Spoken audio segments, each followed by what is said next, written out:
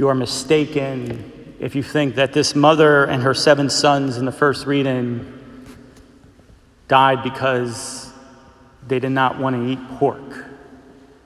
It has nothing to do with pork, but it has everything to do with their identity of who they are. They're in this position, they're in this suffering position where they're arrested and scourged and beaten because the Greeks, in this case, in the second book of Maccabees, is trying to chip away at who they are. That is, they are God's beloved people, the belief in the one God, and that through them, God will bless all the nations. That's their purpose. The belief in the one true God, the God of Abraham, Jacob, Isaac, the God of Moses. They didn't want to eat pork because they didn't want to violate their ancestors who handed down this love, this belief, this covenant that God has established with them. And again, the purpose of the covenant is not just for the Jews, but it was for all the nations. They didn't want to lose the covenant. And then on top of that, what are the benefits of the covenant? This is the key. The benefit of the covenant is what? Resurrection and eternal life. On Wednesday, we had an All Souls Day Mass in the evening. And just speaking for myself, I'm glad I did it. I'm glad we had it. It was both tough, but also good to be with many of you as if you were there. Many of you came to that Mass and, you came with, well, let's just say with sorrow, You come to that Mass because you're praying for your mom, your dad, you're praying for your husband, your wife, you're praying for your friends. Maybe some of you were even praying for your children. What keeps you going? Because the world out there, the message of the world is just kind of this very secular, you die and that's it. What a sad life that is, And there's a lot of people that live like that. And I think a lot of us, we sometimes have that notion kind of creep in without even knowing it. We feel as their life is over, and like that's it, they're gone. But today, in these readings today, as we get closer to the end of our liturgical year, we get closer to Advent, today is definitely a message of hope.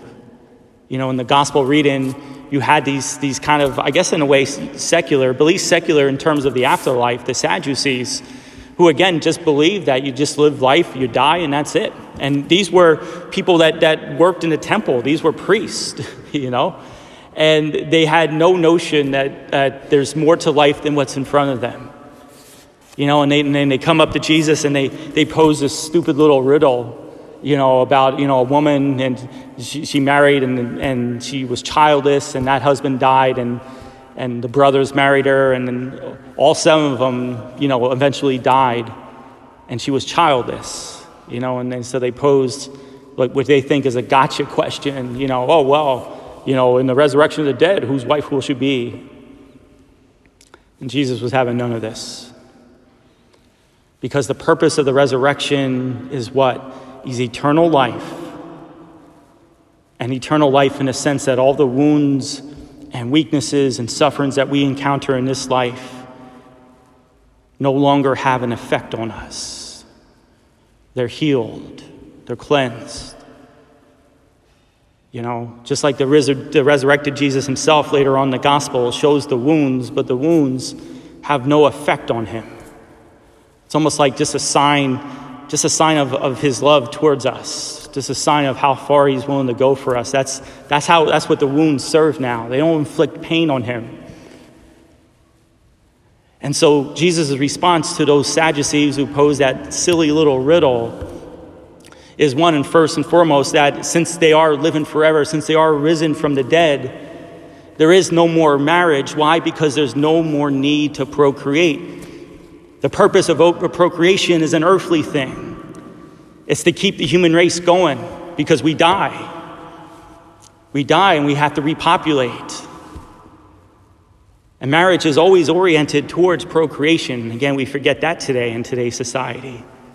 We leave that element out. But they go together. And so in the resurrection of the dead, since there is eternal life, since no one dies in the resurrection, there's no more need for marriage. But to go back to the main point of all this is what? Our loved ones, the only thing that is laid to rest in their life forever is sin, is suffering, it's death itself. And now they await. They await what? They await the resurrection of their own bodies, patterned after the glorious resurrected body of Jesus Christ. And that's what we await for as well.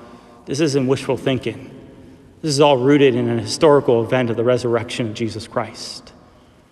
It really did happen. It's real. And the promises that he had for us, not only for our loved ones who have died, but for us who maybe as we get it closer to that moment of death, is that death is not an end, but a transition into the divine life of God. May God bless you.